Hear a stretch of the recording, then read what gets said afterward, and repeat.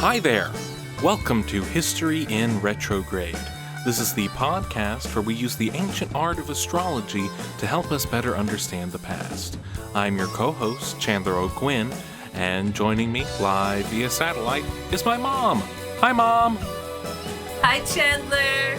How are you? I'm doing well. Are you ready to begin another grand experiment? Yes, I'm ready to do another grand experiment. All right, let's give it a whirl. Okay, great. And I'd like to start by saying welcome to 2022.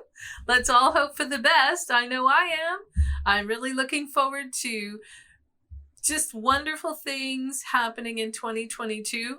We're having a great time here, at least. And yeah, it's great to see everyone all over the country, all over the world joining us. And for those of you, if this is your first episode, the way that we do things here, in a moment, I will give my mom the astrological birth data of a random historical figure. Now, you, the listening audience, already know who this historical figure is. It is in the title of today's episode. I, of course, know who the person is because I selected this historical figure, but Mom has no idea who this person could be.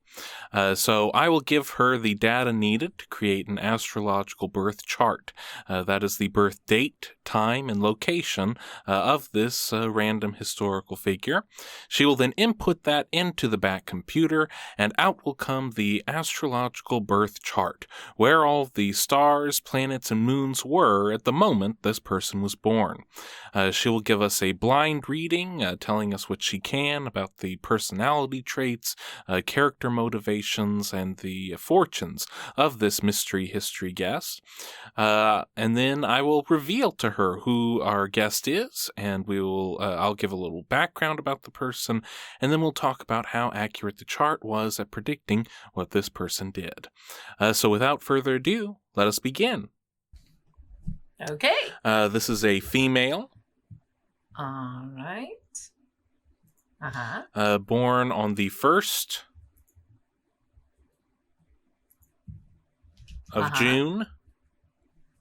All right. 1180 JUL. Oh my. All right. Now I'm wondering if it's going to ask me about that, but let's find out. All right. Yeah, I was not able to find a time, so we'll have to go with noon. Okay. Whoop. Okay. And where? Spain. All right. Spain. There we go. And town? Segovia.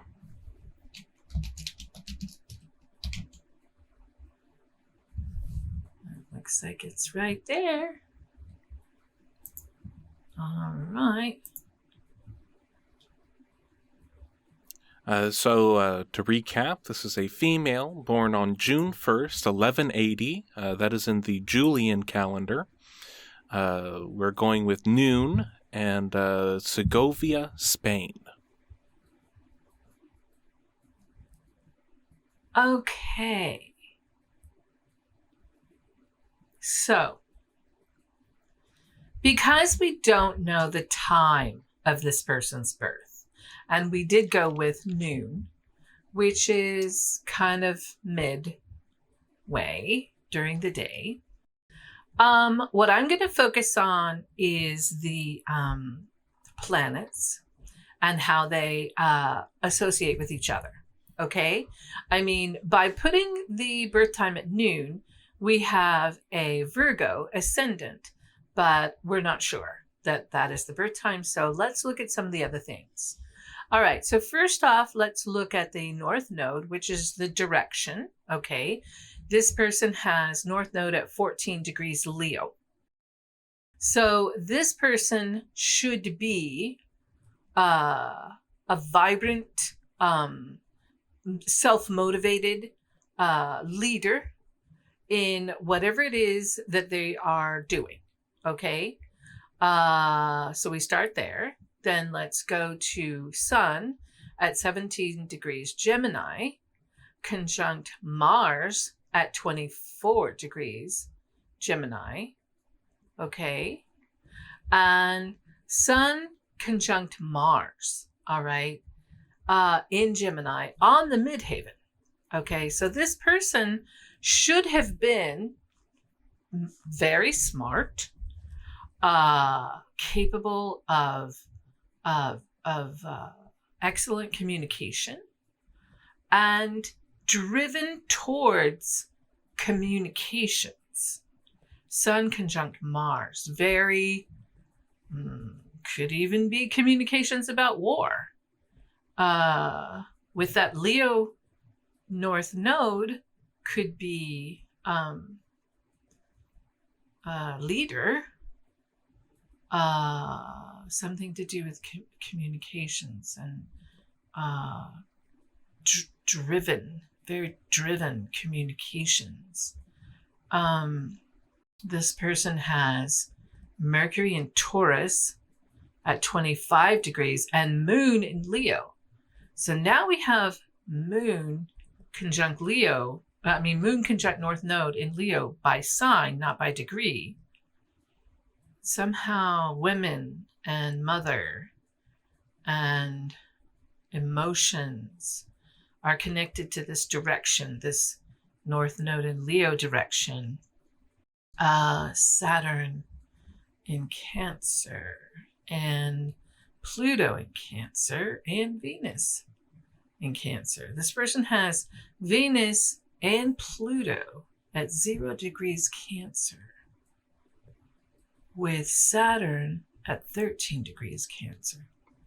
Lessons and power from nurturing,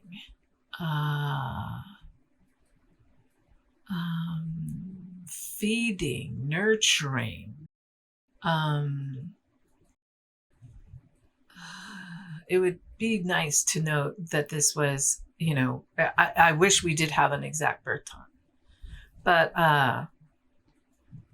definitely power from nurturing, but at the same time, like maybe fighting for the people, to nurture the people. Let's see, Uranus is in Aries. Oh my. Uranus and Jupiter is also in Aries. Uranus conjunct Jupiter. Well, not by degree, but by sign. So Uranus is, those two together are like an explosion of also that Aries. So that's warlike. Also leadership and bravado.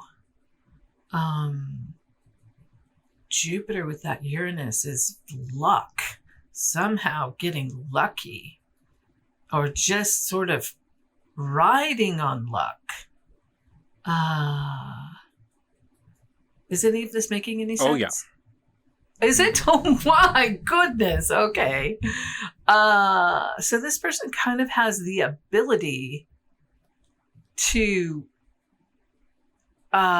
just expect things to be lucky. Okay, so this person has Chiron in Aquarius. Interesting.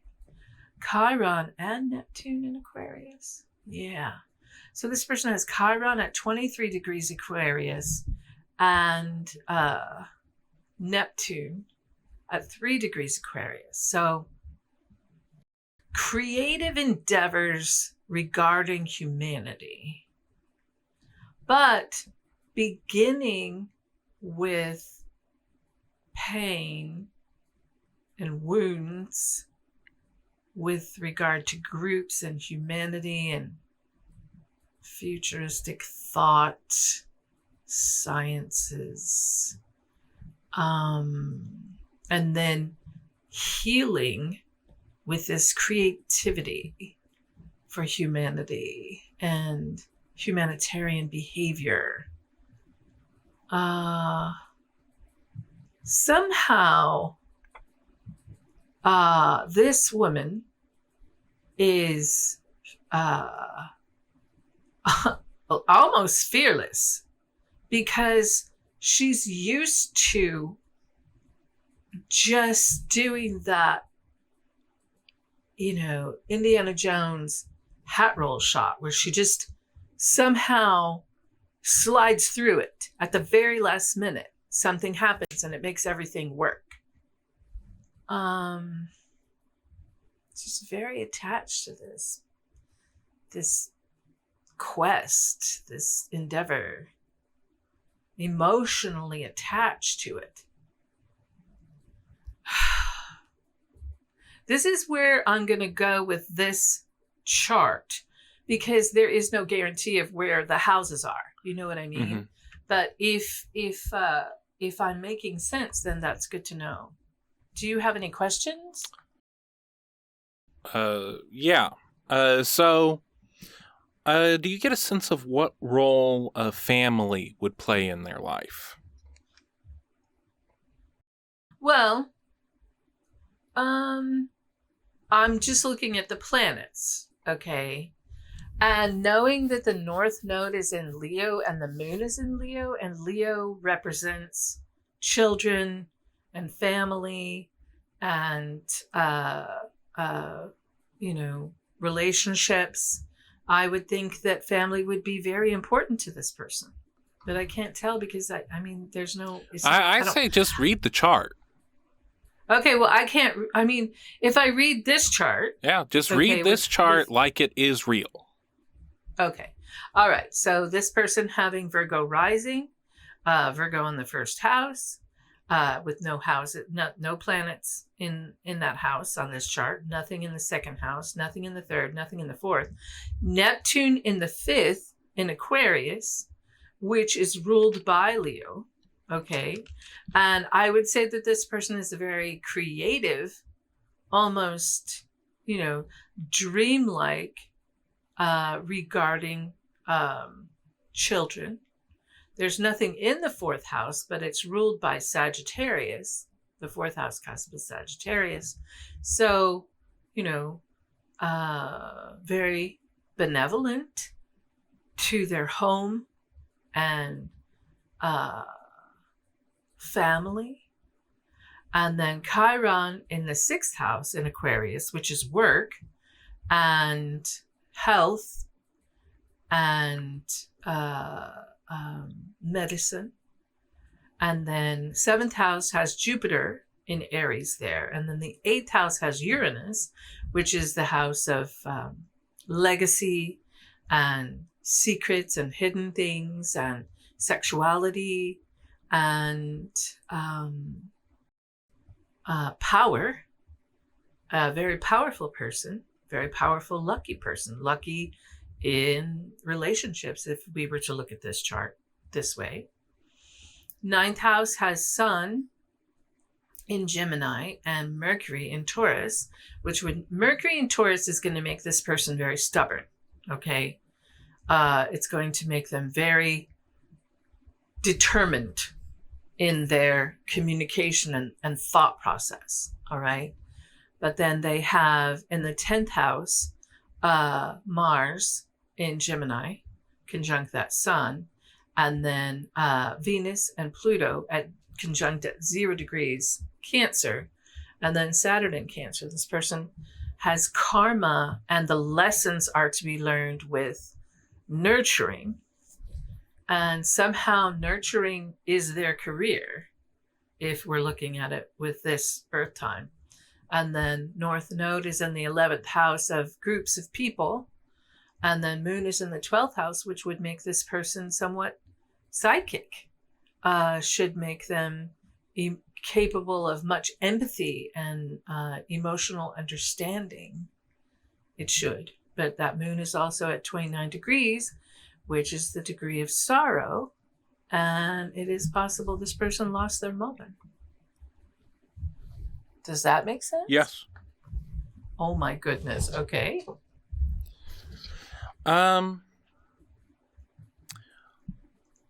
What would this person rely on to make decisions? Are they an impulsive person? Are they a more calculating person? Well, this person has Sun in Gemini and Mercury in Taurus. So you have to think that how you work cerebrally, all right, in making decisions, you think cerebrally. But with this North Node in Leo, it could be more strategic. Like, in order to lead this direction, you have to be strategic. I would think this person does a little bit of both. I would think this person takes into account the strategy, because they have Jupiter and Uranus in Aries, which is also kind of leadership, and Mercury in Taurus, which makes them a little bit, it's going to pull back on that Gemini, Mars, and Sun, right? That Mercury in Taurus is going to ground it a little bit. So I would think that there would be more strategy involved. And then once the decision is made, it's all no holds barred. Just go. What kind of mother would this person be? Well, this person has Moon in Leo. It is at 29 degrees, so there could be instances of sadness involved with emotions and motherhood. But I would think that this would be a very strong, good mother.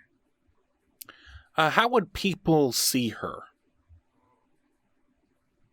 Well, per this chart, people would see this person as smart, quick,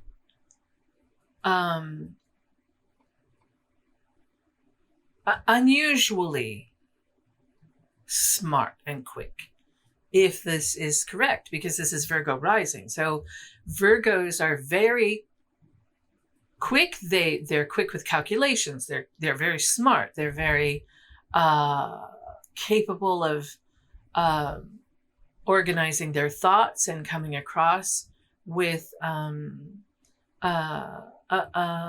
very good, positive, almost like convincing way about them. Like, yes, well, we need to do what they say because they know what they're doing. You know what I mean? Mm-hmm. Who would she look for in a romantic partner? She would look for someone that she could have a real mental connection with. This woman has Mars and Gemini, so she's looking for a man who is quick and smart and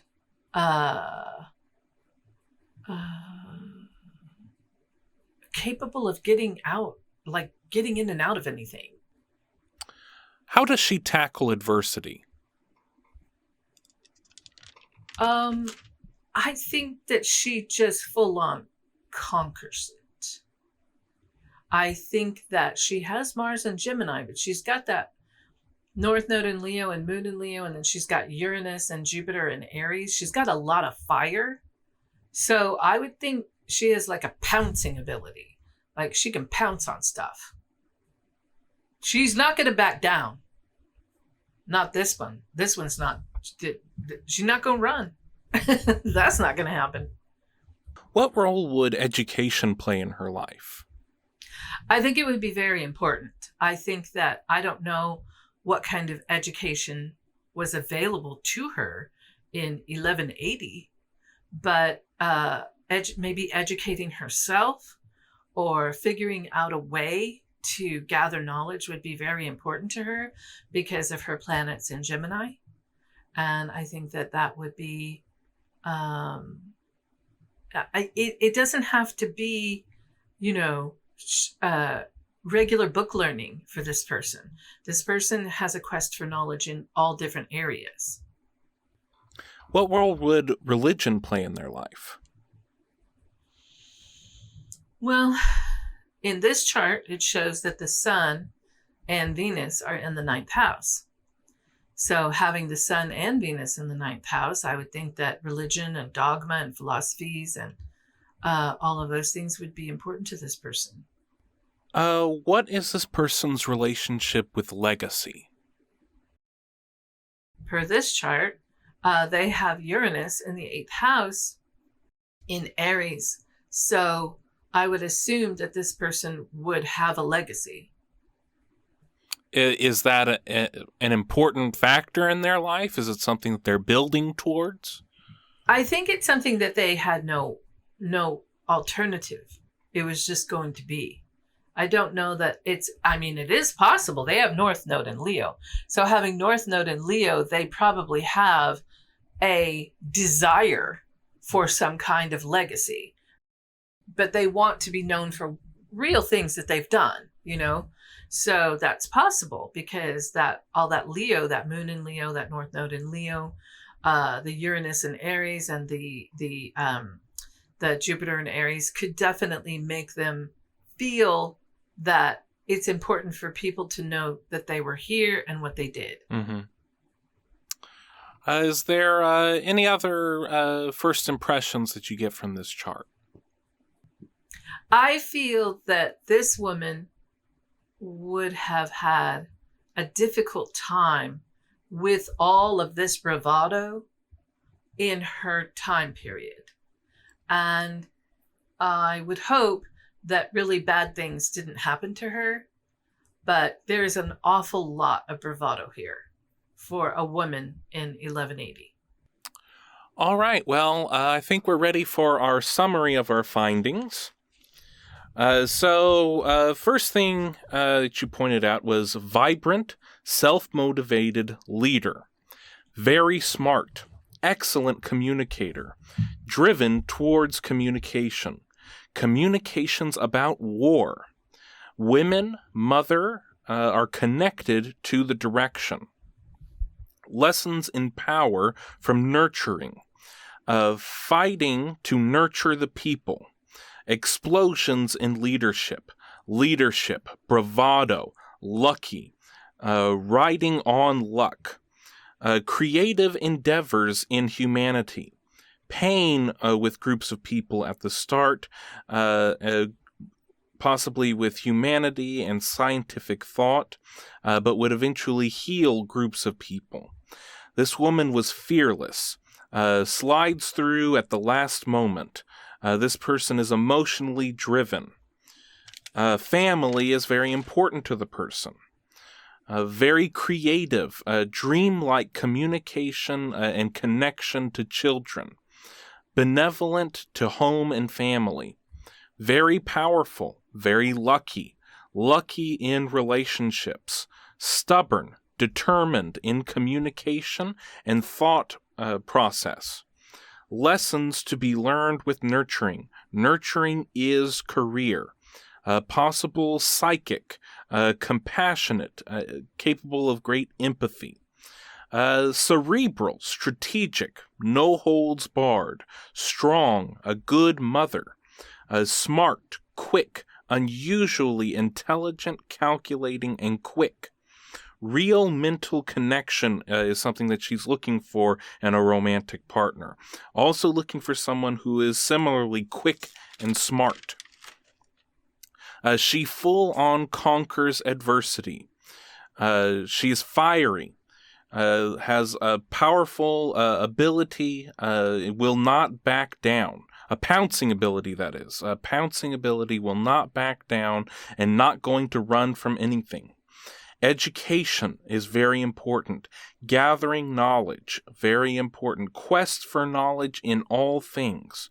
Religion and dogma would be important to this person. No alternative but legacy. And this woman may have had a difficult time with her bravado and intelligence existing in medieval Spain. Is there anything that I left out? Anything you'd like to add? No, I'm just really curious to know who it is because I have no idea.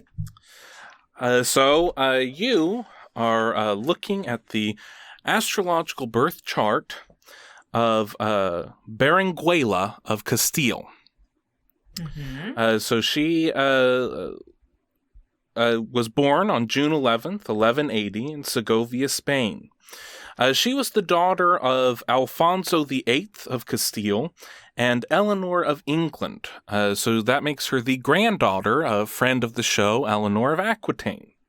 Oh, uh-huh. She was the eldest child to Alfonso VIII and Eleanor, and she was the presumptive heir. Until they had a male child, it was presumed that she would be the one, she'd be the queen of Castile.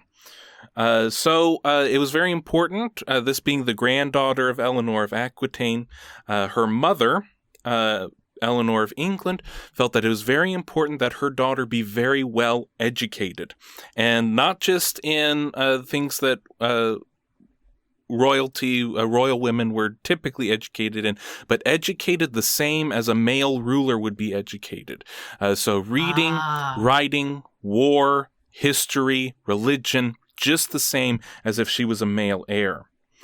Mm-hmm. At the age of 8, she was betrothed to Conrad V, who was the fifth child. His name was not Conrad V. He was the fifth child of Frederick Barbarossa, who was the Holy Roman Emperor. Conrad was 20. There's a 12-year age difference here. And very fortunate, very lucky. It could have gone the other way in medieval times, but their marriage was not consummated. So the 8-year-old and the 20-year-old, they only met once in their life. He came all the way down from the Germany area to Spain. They met, they were married, and then he went back off to Germany, or that area. It was not called that then. And Conrad never came back. And so by 1191, Berenguella began the process of trying to seek an annulment so that she could be married to someone who was actually there. And the process was started, but things really picked up speed in 1196 when Conrad was assassinated. So that's really a much quicker way of getting a divorce. Is just get the other guy. We're pretty sure that she and her family had nothing to do with it, but it's a lot faster than the court system. So she didn't have long to wait before marrying again. She was married to Alfonso IX of Leon. So at this time in the Spanish court, Alfonso is a pretty popular name. So I'll try and keep these guys straight. But Alfonso IX of Leon. And just to give you a very quick a lesson about what Spain looked like in the 12th century. It's not Spain like we think of it today. It's not everything on the peninsula. It's split up into lots of different kingdoms, just like France and the Holy Roman Empire. Everything is all these separate little kingdoms that would eventually come to form the nation state that we understand as Spain. And so two of the major kingdoms were Castile, which is where Berenguella was from, and Leon, which is where Alfonso the Ninth was from. And Leon and Castile had been fighting with each other for over 50 years over their borders and the kingdoms and everything. And so this marriage between Berenguella and Alfonso was supposed to represent striving towards peace, that we're going to make the families come together, make the kingdoms come together, and everything could be peaceful. And for a long time, that was true.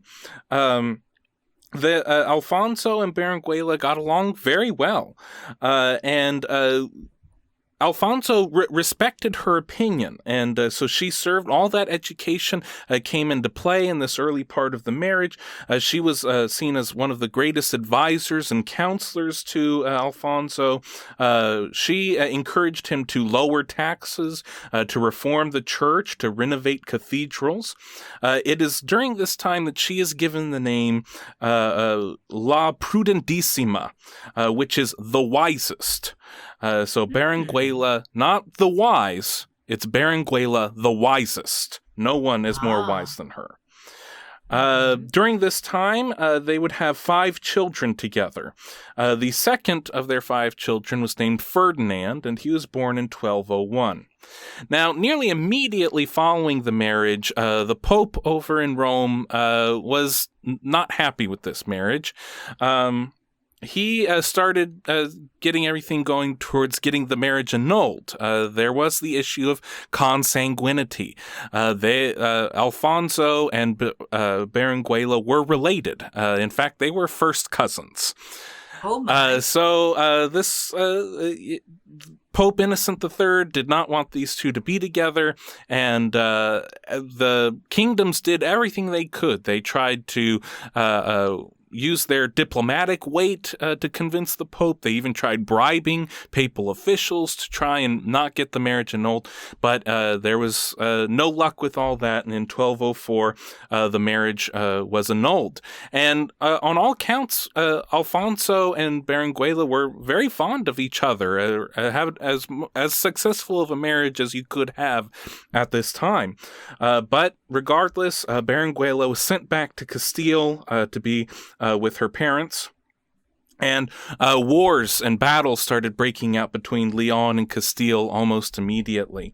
Berenguella, as part of her dowry, she was given, or I guess it's not her, part of the marriage, she was given control of some of the castles on the border between Leon and Castile, and she wanted to maintain those castles, and so battles happened, and as a result, between 1205 and 1209, 3 separate treaties were signed, and at each treaty, Berenguella got more and more power. She wanted to retain the power to tax the people and make sure that Alfonso didn't raise taxes again on the people. And so she was able to achieve that. One of these treaties is one of the first written documents that we have of that's written in the Castilian dialect. In 1214, her father, Alfonso VIII of Castile, passed away. They did have a male heir. His name was Enrique. He was 10 years old. And so it was up to the mother to be the queen regent. So Eleanor was now the in charge of the kingdom, acting on Enrique's behalf. Because if you let a 10-year-old decide what you want to do with your kingdom, everybody's going to be getting chocolate milk, and there's going to be Ninja Turtle parades and all kinds of stuff. So you got to have somebody in charge of them. But the problem was that Eleanor died just 24 days after the father. So Enrique was left without a custodian. And so a lot of people thought, well, it makes natural sense. Let's have the older sister be in charge. Let's have her be the queen regent. She was 34. She was certainly capable of it. But during this time, there's all sorts of palace intrigue. And so the House of Lara is a family in Castile that was always trying to get the throne, and one of the brothers in the family, Alvaro Núñez de Lara, he wanted to be the one who was the regent of Castile. He wanted to be the one who had custodianship over Enrique. And so what he did was he bribed the knight who was supposed to be taking care of Enrique over while he was sleeping. And he bribed the knight to look the other way, and then he went in and he kidnapped. Little Enrique was kidnapped. Oh no! And then he banished Berenguella from the castle, and he started this big campaign to sully the reputation of Berenguella. He started saying that Berenguella was out for herself, that she didn't have Enrique's best efforts in mind, that she was trying to poison Enrique so that she could be in charge of everything. And so he was made custodian, he was made regent over Castile. As regent of Castile, he went on just a corruption spree. He raised the taxes on everyone. He would steal funds from the church. He would take things, steal things from the trade that was coming in, make sure that he got a cut out of all the trade. He was stealing castles from Berenguella and all the supporters of Berenguella, and he would wage war on other royals in the name of Enrique. And that's not right, because little Enrique didn't want to hurt anybody. No. Things did not turn out very well for little Enrique. On May 26th, 1217, little Enrique was playing with all of his friends, and a tile, one of the terracotta tiles from the courtyard, fell on Enrique's head. Oh, no. And he passed away. Oh, no. Now, Laura did not want anyone to know about this, because if little Enrique's dead, then he's not in charge of the kingdom anymore. So he tried to hide the death from everyone. But Berenguella had spies inside the castle and was notified immediately when Enrique died. And so she went and she made her plan of action. She sent some of her trusted knights to go over and get Enrique's body and bring it back to her. She also sent some of the knights to go back over to Leon, where her son Ferdinand was living, and got Ferdinand to come back over to her. And then once Ferdinand was safely in Castile, she notified everyone that Enrique was dead, and that we now need to figure out who's going to be in charge of Castile. And by this time, all of the nobility were pretty upset with Laura and all the things that he had done, and so they made Berenguella Queen of Castile. Now, she knew that this was not going to last, that at any one moment someone was going to try and take the power away from her. So she immediately abdicated the throne and gave it to her 16-year-old son, Ferdinand, making him King Ferdinand III of Castile. This was very important because challenges to the throne were immediate. Alvar Núñez de Lara had gotten in league with Alfonso over in Leon. Leon wanted to take Castile for himself. So now Berenguella and her son have to go up against the ex-husband and the guy who was running the kingdom so poorly. And so what she did was she got Ferdinand to go out and secure all of the alliances. So all of the people from Avila and Segovia and Palencia, get all the nobles, all the armies together to protect Castile as Leon came in to try and attack the kingdom. They were repelled twice, at two separate times, and then the second year, Alfonso decided that it's okay for his son to be a king in his own right, and so he accepted and legitimized Ferdinand III as King of Castile. During these fights, in one of the last battles, Ferdinand III went up against Alvar Núñez de Lara and exploited an opening in the ranks, and he was actually able to capture Lara, and then he was tried for treason. Now, this is not the end of Berenguella's story. Berenguella did the same for her son as she did for her ex-husband. So she served as one of Ferdinand's closest advisors, she was the voice of the people to Ferdinand. And then she also was very skilled at arranging alliances. So she arranged Ferdinand's marriage, and this was to the granddaughter of Frederick Barbarossa, the Holy Roman Emperor. So this is one of the first major alliances formed between Spain and the Holy Roman Empire that would have a profound impact on history going for hundreds of years. She also made peace with the House of Lara. She had one of her sons marry one of the Lara's daughters, and that secured those lines. So there were no more conflicts coming in, at least not from the House of Lara.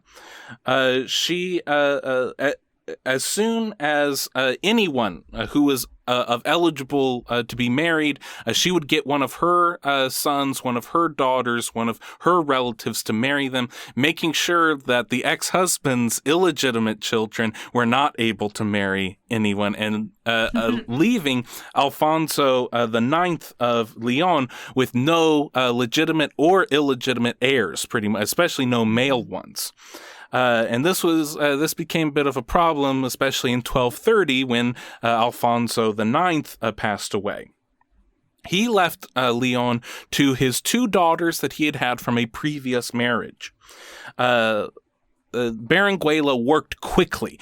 She went over to their mother, who was Teresa of Portugal. So this is two women who have both been married to Alfonso the Ninth of Leon. Both want the best thing for their children, but she convinces the mother and the daughters to give up the rights to the throne in order for tons of bullion and tons of real estate and all these things. And the daughters do that. And then she swoops in and makes Ferdinand King of Leon, making Ferdinand III King of Leon and Castile. Leon and Castile would never be separated again. This dynasty that she created herself, pretty much, would have a profound impact on the rest of Spanish history, on the rest of European history, and on the rest of American history, as it is immediately after the Reconquista that Spain goes into the New World. She continued to be one of the most profound advisors to Ferdinand, especially as Ferdinand took up the challenge of the Reconquista. So I didn't exactly set this up the greatest at the beginning, but at this time, half, or maybe a little less than half of Spain is occupied by the Muslims, by the Moors from northern Africa. And so it is the religious calling of these other kingdoms in Spain to try and get the Moors to leave the rest of Spain. And so Ferdinand III was known as one of the great fighters in the Reconquista. And so he was always in the south of Spain, away from the kingdom, doing battle after battle, siege after siege against the Moors of southern Spain. While he was fighting, his mother was running the kingdom, doing the business, taking care of the people, taking care of the finances. And she would write these very long letters to her son while he was besieging the towns, telling him everything that's going on in the kingdom, giving him advice, worrying about him, doing all these things. At one point, she even sold her own jewels to make sure that there were enough funds to supply the armies who were laying siege to the Moorish towns in Spain. By 1245, Berenguella was entering her 60s, and she was developing health problems, and she knew that she didn't have a whole lot of time left. So she pleaded with a meeting with her son to pry him away from the military campaigns that he was on, and he finally agreed, and he told him, we need to figure out a plan of who's going to be in charge of the kingdom. I want to retire. We need to do this now. I need to rest. And Ferdinand thought, there's no rush. You're fine. You just keep doing things. As soon as this battle is over, then we'll figure things out. And so she went back and she tried to run things for a little while, but then the next year in 1246, Berenguella passed away. This woman, truly following in the footsteps of her grandmother, one of the most powerful, one of the most influential women of medieval Spain, and the impact, the legacy that she left behind had ramifications for hundreds of years after her death.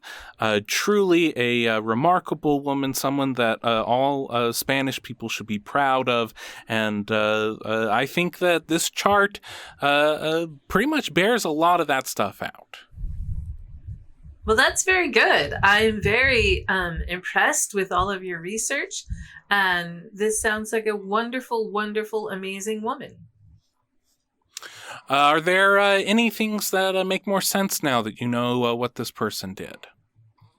Honestly, I think everything that I described is something that you corroborated. I mean, she definitely could swoop in at the last minute and get things done. And it was really luck on her side that would get those things done, because these things that she was trying to do were, it could have gone either way, but they seemed to go her way.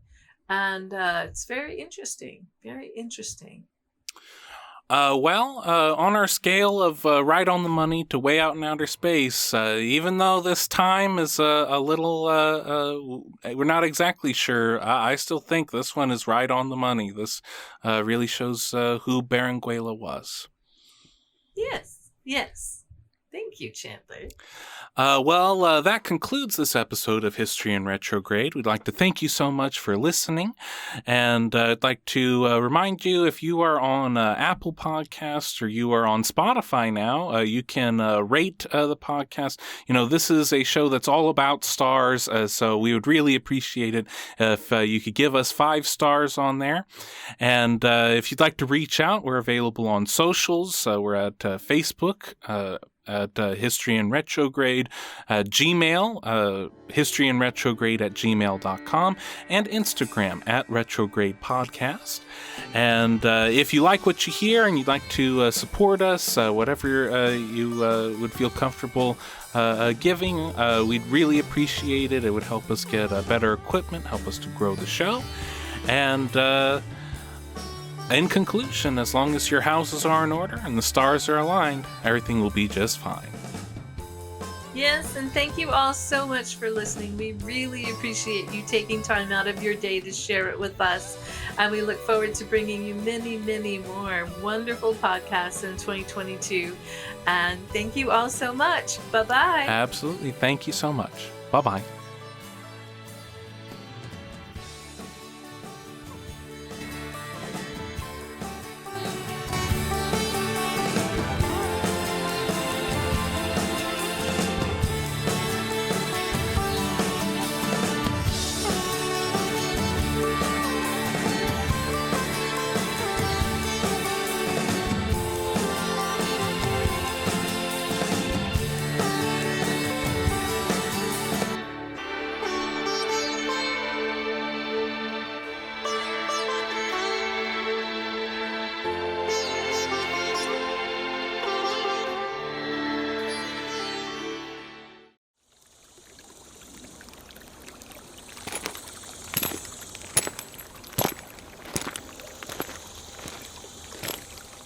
Salal Creek Studio.